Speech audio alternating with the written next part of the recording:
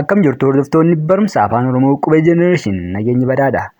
Mata dureen har'a isiniif qabannee dhufne seerota barreeffama afaan Oromoo kan jedhu yoo ta'u, as keessattis barreeffama afaan Oromoo tokko barreessuudhaaf maaltu eeyyamamaadha, maaltu dhorkaadha, qabiyyeen isaa hoo maal fakkaata, maal fa'aa of keessaa qaba kan jedhu bal'inaan waliin waan ilaalluuf haga xumura sagantaa keenyaatti waliin turaan affeerraa keenya.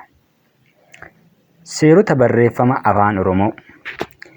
Afaan Oromoo tokko afaan Oromoo qubee dubbachiftuu 5 qaba. Kun egaa qubee dubbachiftuu 5 ol hin qabaatu jechuudha. Isaanis of danda'anii dhaabbachuudhaan sagalee uumuu kan danda'an. Akkasumas qubeen dubbifamaa hafan sagalee akka kennan yookaan sagalee akka uuman taasisuuf gargaaru jechuudha. Seerri lammaffaa afaan Oromoo qubee dubbifamaa 28 qaba jechuudha. Haga ammaatti afaan Oromoo qubee dubbifamaa 28 qofa qaba jechuudha kan seera barreeffama afaan Oromoo keessatti beekamu qubeewwan kanaa jechuudha dubbifamaa jedhamanii. Haa ta'u malee qubeen hudhaanis akka qubee dubbifamaatti lakkaa'ama waan ta'eef isa wajjin qubee 29 ta'uu danda'a jechuudha. Haga ammaatti kanatu jira. Egaa qubee dubbifamaan kunis mallattoo sagalee ta'uudhaan gargaaraa jechuudha malee sagalee ofii isaaniitii uumuu hin danda'an. Qubeewwan dubbifamaa kunneen sagalee uumuudhaaf qubee dubbachiftuu gargaarsifachuu jechuudha. Kan sadaffaa qubee afaan Oromoo keessatti qubee cimdii kan jennuun yookiin qubee dachaa kan jennuun torbadha jechuudha. Haga ammaatti torbadha. Isaan kun warruma qubee dubbifamaa armaan olitti jenne keessatti ramadamu. Haa ta'u malee yeroo ammaatti kaafii haani akka qubee dubbifamaa dachaa tokkotti akka dabalamee jirutti haga kitaabaan barreessanii baasutti warri gahan jiru jechuudha. Suni sirrii miti. Haga beekamtii argatutti hawaasni afaan Oromoo barreessu kun dubbatu kunillee walii galanii hayyoonni afaanii jechuudha. Qubeen sun nu barbaachisa yoo ta'e dabaluu danda'u malee seera sanaatiin dabalamuu danda'a. Qubeewwan biroollee barbaachisaa yoo ta'an dabalamuu danda'u jechuudha hir'ina qaba yoo jedhame. Haa ta'u malee qubeewwan kana haaraa dabalachuun guddina afaan kana keessatti rakkoo mataa isaa danda'e qabaa jechuudha. Afaan kun akka sirna barreeffama of danda'a yookiin dhaabbataa tokko hin qabne ganaa waan guddataa jiru yookaan waan qorannaa godhaa jirutti akkasitti waan ilaalamuuf afaan sun sadarkaa tokko akka duubatti deebi'u isa godhaa jechuudha. Kanaaf abbumti arge utaalee qubee kanas kalaqeera qubee kanatti fayyadamii jedhee har'uma ka'ee barreeffama afaan Oromoo keessatti qubee sanaatiin haga kitaabarra barreessuu gahuun kun afaan kana gara duubaatti deebisuu akkasumas immoo abbumti arge ka'ee qubee uumaa akka barreessu taasisaa jechuudha. Afaan kana gamitii haa ta'u malee dabalachuun ni barbaachisa yoo ta'e waliin haasa'anii iddoo afaan Oromoo hamma barreessuudhaaf hir'ina qaba jedhamutti qubee barbaadnu dabalachuu ni dandeenya jechuudha. Haa ta'u malee haga ammaatti qubeen waan afaan Oromoo keessa jiru afaan Oromootiin ibsachuu waan barbaadnu yookaan immoo jechoota illee ergisaa ta'an ittiin barreessuudhaaf afaan Oromoo ammatti hir'ina qabu jechaadha. Guutummaatti sirriitti waan hundumaa barreessuus ni danda'a nu dandeessisa waan ta'eef.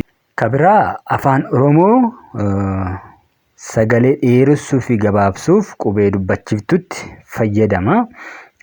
Yoo jecha tokko keessatti qubee dubbachiftuun gosa tokko 2 ta'ee walitti aanee katabame bakka qubee dubbachiftuun gosa tokko 2 ta'ee walitti aanee sanatti sagalee dheeraatu uumama jechuudha. Yoo dubbachiftuun sun tokko duwwaa taate garuu sagalee gabaabaatu uumama jechuudha. Kuni sagalee uumuudhaaf sagalee gabaabaa yookiin dheeraa uumuudhaaf kan nu gargaaru qubee dubbachiftuu ta'uu isaa nutti agarsiisa.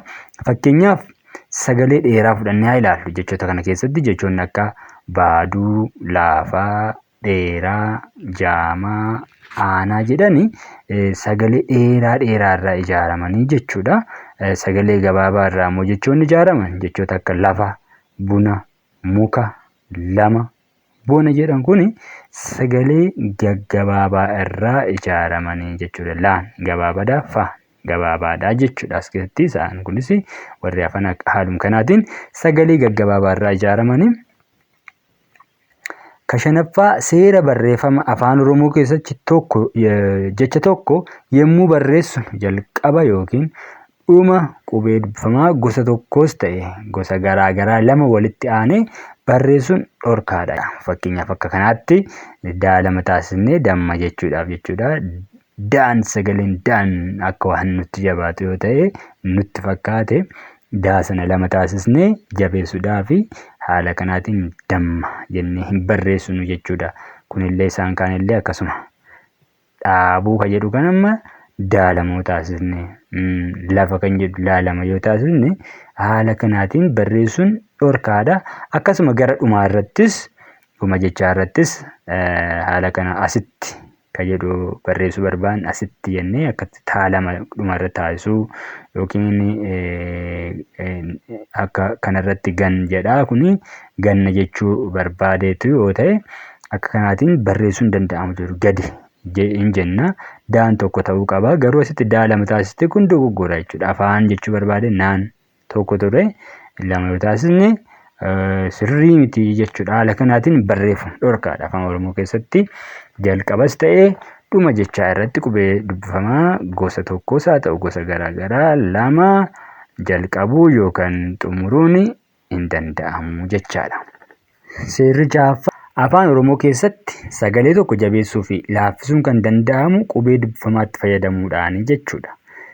Sagalee tokko jabeessuuf jecha tokko keessatti bakka sagaleen itti jabaatu sana qubee dubbifamaa gosa tokko lama walitti aansinee barreessinaa jechuudha.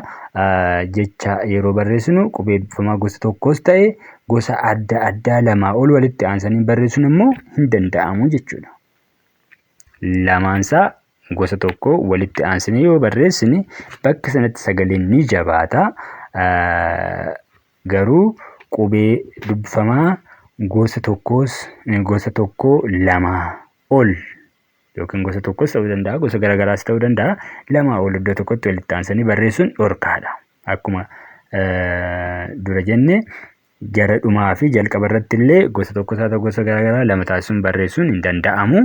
Garuu walakkaatti immoo yogguu dhufu bakka sagaleen irratti jabaatu irratti qubeen dubbifamaa gosa tokko lama ta'ee barreeffamuu danda'a. Kanaa ol garuu barreeffamuu hin danda'u. Sadi taasisnee sagalee sirriitti jabeessu jecha qubee dubbifamaa sana sadi taasisnee barreessuun hin danda'amu.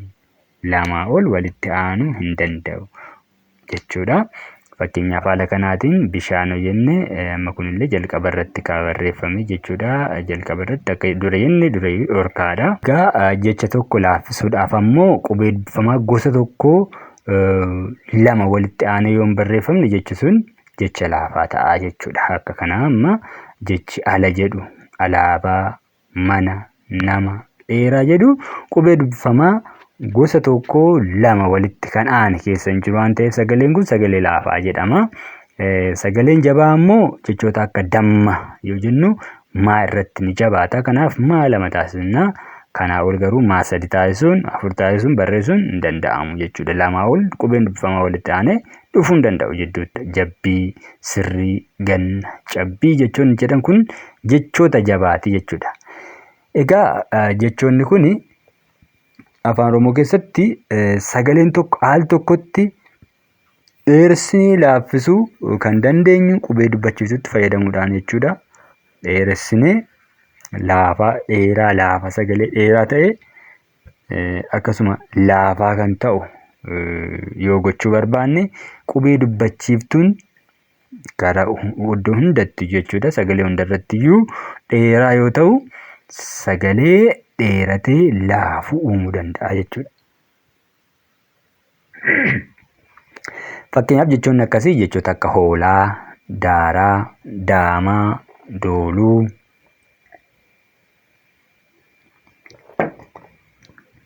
lookoo, boonaa, goodaa, eelee, deemuu, dheebuu, caalaa, biiraa jedhan kun jechoota laafanii dheeratanidha jechuudha iddoo hundatti. Kan biraa immoo jechoonni al tokkotti jabeessinee dheeressuu dandeenyus ni jiru jechuudha. Kun immoo qubee dubbifamaa fi qubee dubbachiftuutti fayyadamuudhaan. Qubee dubbifamaa gosa tokko lama yoo galchine bakka sana sagaleen ni jabaata jechuudha. Akkasuma immoo sagaleewwan yoo dheeressine sagalee dheeraatu uumama jechuudha. Qubeen dubbachiftuu gosa tokko lama walitti aanee yoo gale bakka sana sagaleen ni dheerata jechuudha. Inni kunis jechoota kana fakkeenyaa yoo fudhanne jechoota akka faajjii, roorroo, fuullee, naannoo, qaawwaa, faallaa, dhiibbaa jedhan kun jechoota dheeratanii jabaatanii jechuu dandeenya. Kan biraa afaan Oromoo keessatti sagaleen al tokkotti gabaabbatee laafaa ta'uu danda'a jechuudha. Kun qubeen dubbifamaa gosa tokkuma qofa ta'ee yoo barreeffame jecha sana keessatti sagaleen ni laafaa jechuudha, hin jabaatu. Akkasuma qubee dubbachiftuus immoo gosa tokko qofa taatee walitti aantee kan barreeffamtu yoo taate gosa tokko qofa taatee tokko qofaan yookaan qeenxeedhaan kan barreeffamtu yoo taate sagalee hundarratti sagaleen kun gabaabbatee laafaa kan ta'uu danda'a jechuudha. Kan biraa afaan Oromoo keessatti sagaleen tokko gabaabbatee jabaatu kan danda'u sagaleen gabaabaa fi dubbifamaan gosa tokko lama walitti aansine yoo barreessine yookiin yoo jabeessine jechi sun sagalee gabaabbatee jabaatu irraa ijaarame jechuu ni dandeenya jechuudha. Fakkeenyaaf akka jechi hodhe jedhu kun amma hodhe jedha. Hodhe otoo hin ta'in hodhe jedha jechuudha. Dhaani ni jabaata. Dheen kun ni jabaata jechuudha. Jechoota afaan Oromoo qubee dachaatiin sagalee qubee dachaatiin uumaman keessa beekannoon jabeessina yookaan laaffisna malee jabaachuu isaanii agarsiisuudhaaf qubee dachaa lama taasisuun dhorkaa waan ta'eef damma, irra, ganna, hidda, gurra, mucha, cha ammas chaan hin jabaata. Jibba, dhibba, dirra, amma, adda, didde, jirra, mudde jechoonni kun egaa gabaabbatanii kan jabaatanidha jechuudha. Keessatti tarreeffame keessaa jecha sagalee chaa fi dhee qabu keessatti sagaleen kun yommuu dubbifamu ni jabaata jechuudha. Jabaatee dubbifamuu qaba. Hodhe, mucha jenna jechuudha. Mucha hin jennu. Yoo laaffisne mucha jenna. Isa kanallee yoo laaffisne hodhe jenna jechuudha. Kanaafuu hodhe jedhamee dubbifamuu qaba. Kunis mucha jedhamee dubbifamuu qaba. Haala kanaatiin jabaata. Seerri torbaffaa seera barreeffama afaan Oromoo keessatti qubeeleen cimdii yookaan dachaa lama barreeffama keessatti bakka sagaleen jabaayetti uumamutti sagalee sana jabaa ta'uu agarsiisuuf egaa walitti aananii qubeen dachaa sun hin barreeffamani. Jabina yookaan laafina qubee cimdii yookaan sagalee bakka sanaa agarsiisuudhaaf keessuma beekannoodhaan jabeessinee dubbisuu qabna jechuudha. Fakkeenyaaf jechoota akka hodhaa, dachaa fi kan kana fakkaatan jedhan keessa beekannoon haala galumsaan jabeessina yookaan laaffisna malee bakka sana qubee dubbifamaa dachaa sana lama taasisnee barreessuun hin danda'amu. Hodhaa kan jechi kun hodhaa jechuu danda'a. Hodhaa jechuunis hiika ni qaba. Jabbiin haadha hodhaa jira yoo jenne hodhaa jenne kanuma barreessina jechuudha. Hodhaa namichi uffata hodhaa jira yoo jennes immoo akkasuma kanuma barreessina jechuun sanuma. Garuu keessa beekannoodhaan haala galumsaatiin jabaata yookaan laafa. Jechi dachaa jedhu kun garuu laafee hiika hin qabaatu. Dachaa jedha waan ta'eef laafee hiika hin qabaatu inni jabeeffamee dubbifamaa jechuudha. Seerri biroo jecha irra butaa kan jennu yoo dubbifamaan gosa garaa garaa lama walitti aanee jecha tokko keessatti barreeffame jechi sun jecha irra butaatii jedhama.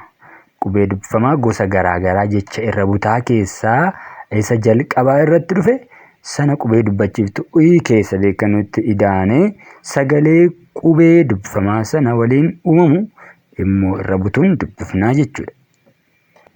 Yeroo dubbifnu sagaleen sun liqimfamtee hafti. Sagaleen qubee ii faana uumamtu suni liqinfamtee hafti. Jecha irra butaa yeroo barreessinu bakka sagaleen irra butaa yookiin jabaa jira jennu yoo nutti fakkaate jechuudha. Irra bunnee kaane sagalee sana jabeessuudhaaf qubee dubbifamaa 3 walitti aansinee bakka tokkotti barreessuun hin danda'amu jechaadha. Dhorkaadha. Iddoo irra butaatti sagaleen jabaachuu hin danda'u jechuudha walumaa galatti. Egaa haalli jechoota irra butaa kun itti barreessinuu fi itti dubbisnu haala fakkeenya kana keessatti eerameeni. Fakkeenyaaf jechi irra butaa humna jedhu humina.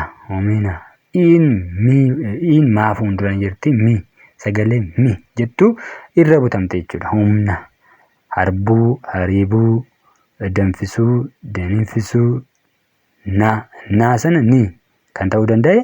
Egaa irra butaa iin keessa beekannoo itti dabalamuudhaan sagalee niin uumamte.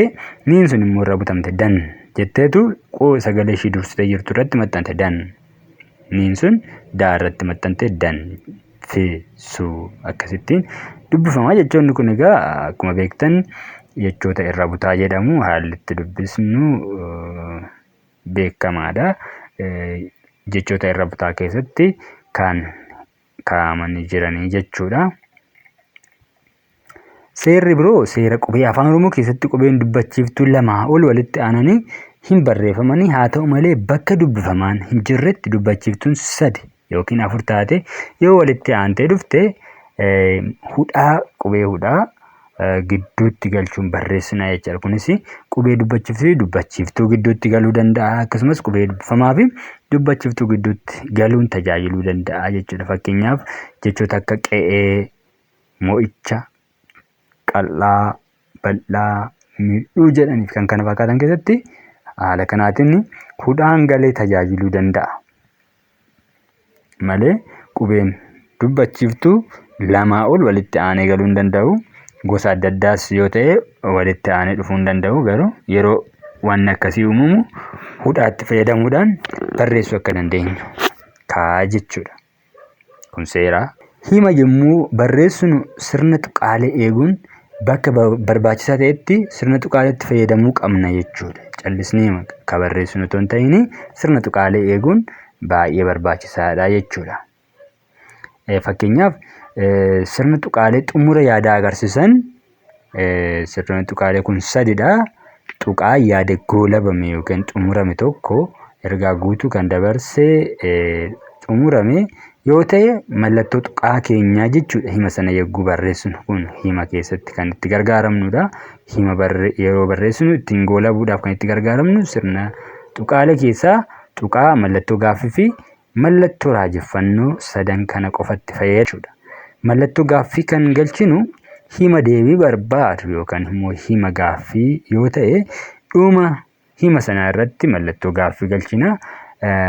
Mallattoo raajeffannoo immoo kan galchinu jechoota dinqisiisoo yookaan raajeffachiisoo ta'an dhuma isaanii irratti, akkasumas ajaja tokko agarsiisuudhaaf, waan rifaasisaa ta'e agarsiisuudhaaf itti gargaaramuu dandeenya. Sirna tuqaalee kana yommuu barreessinu hima tokko barreessinee yeroo tokkotti tokkuma isaa fayyadamna jechuudha. Himni tokko yoo yaadni isaa goolabame irratti tuqaalaan xumurama. Mallattoo gaaffiin hin barbaachisu. Mallattoo raajeffannoon hin barbaachisu jechuudha. Hima gaaffii yoo ta'e immoo gaaffiidhaan goolabama. Sirni tuqaalee biroo barbaachisaa miti. Si'a tokkotti sirna tuqaalee 3 kana keessa tokkumatti fayyadamuu qabna jechuudha. Kabraa dogoggorri kan mul'atu yeroo baay'ee mallattoo fuftuu tuqaa 3dha kan kaa'amu. Fuftuu agarsiisuudhaaf tuqaa 3tu kaa'ama. Tuqaan sanaa ol 4, 5, 2 faas taasisanii warri barreessan sinquunnamuu danda'u. Sun garuu sirrii miti.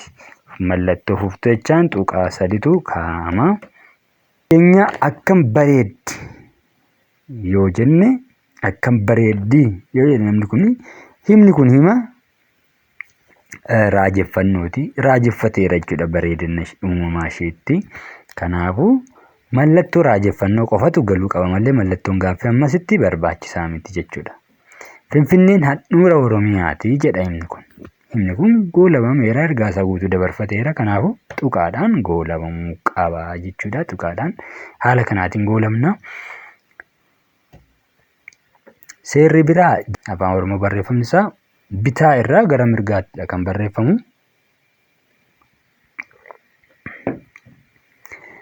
Yeroo dubbifamus egaa bitaa irraa gara mirgaatti dubbisna. Fakkeenyaaf beeksisa barumsa afaan Oromoo, tulluu diimtuu, qabeenya uumamaa yoo jennu jechoota kana egaa barreessuudhaaf bitaa irraa gara mirgaatti barreessine yeroo dubbisnu saalumsanaatiin dubbisna. Afaanota tokko tokko keessatti mirga irraa gara bitaatti dubbisuutu jira. Kanaaf afaan Oromoo keessatti garuu akkasii miti jechuudha. Seerri inni biraa hima yeroo barreessinu jechoota garaagaraa gidduutti bakka duwwaa tarkaanfii tokko tokko dhiisuun barreessina malee walumatti aansine jechoota hin barreessinu jechuudha. Hima yeroo barreessinu bakka duwwaa gidduutti dhiisaati barreessina jechuudha. Fakkeenyaaf Tolasaan jennee irraa bunnee farda, irraa bunnee daamaa, irraa bunnee qaba jenna. Haala kanaan barreessina addaan bubbunnee jechuudha. Tolasaan farda daamaa qaba. Fakkeenyi biroo sabni irraa bunnee Oromoo, irraa bunnee saba, irraa bunnee guddaa, irraa bunnee gaanfa, irraa bunnee ammas Afrikaati. Sabni Oromoo saba guddaa gaanfa Afrikaati. Namni eenyummaa isaa hin beekne of ta'uu hin danda'u. Barumsi karaa beekumsi argamu keessaa isa hangafadha. Egaa haala kanaatiin bakka duwwaa gidduu jechootaatti dhiisaa barreessinaa jechuudha. Yeroo barreessinu kun seera barreeffama afaan Oromooti.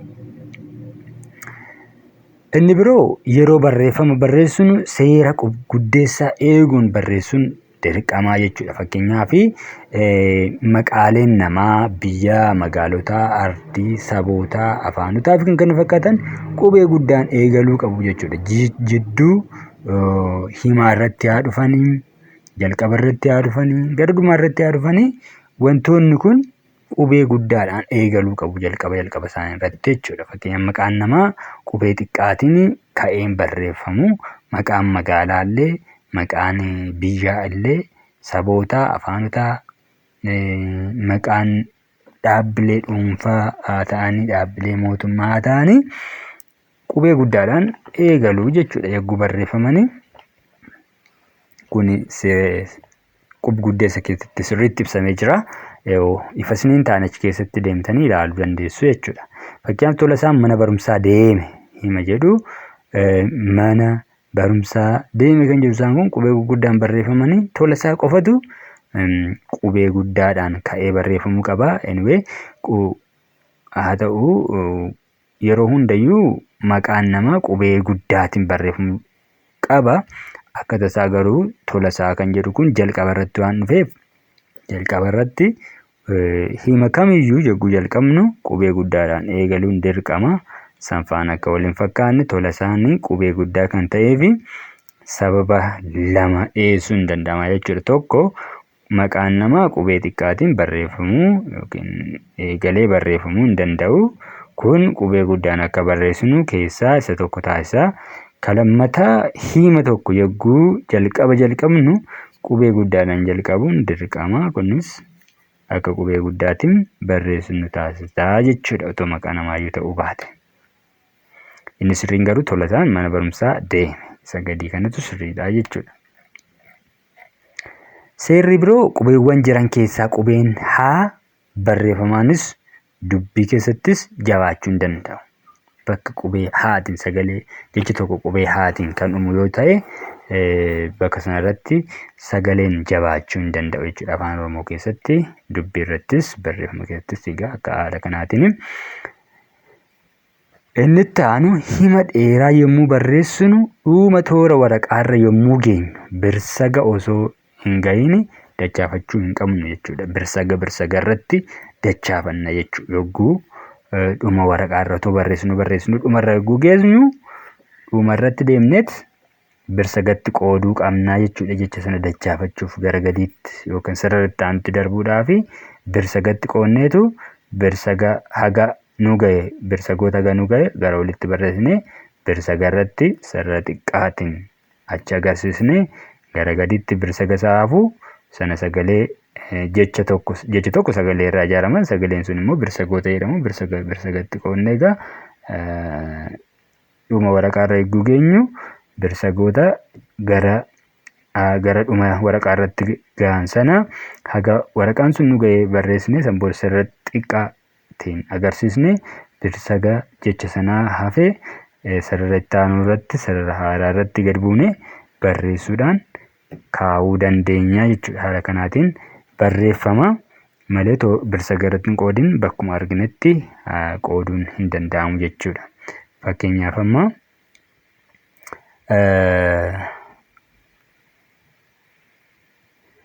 fakkeenyaaf miil jedhee aan dhufte miilaan dhufte jechuu barbaadeetu garuu otoo barreessaa jirru barreessine dhuma waraqaa keenya irra naa geenyu miilaan kan jedhu yoo nutti dhufe birsagatti qooduu qabna. Birsagatti hogguu qoodnu mii jenneet jechi kun birsaga lama qaba. Mii kan jedhuu fi laan kan jedhu qaba. Mii irratti qoodne birsagaan sarara xiqqaa keenya gadi irratti buune laan dhufte jennee haala kanaatiin barreessuu qabnaa jechuudha. Seerri inni dhumaa egaa akkaan adda baasnetti jechoota ergisaa ta'an akka jiran fudhachuun hin dandeenyu jechaadha. Jecha sana ergisaa ta'uusaa adda baasuuf mallattoo waraabbii qeenxee keessa galchuun yookiin barreeffamicha barreeffama kaan irraa adda baasuu qabna. Yoo barbaachise guraachisuu yookiin itaaliik taasisuun fayyadamuun hin danda'ama.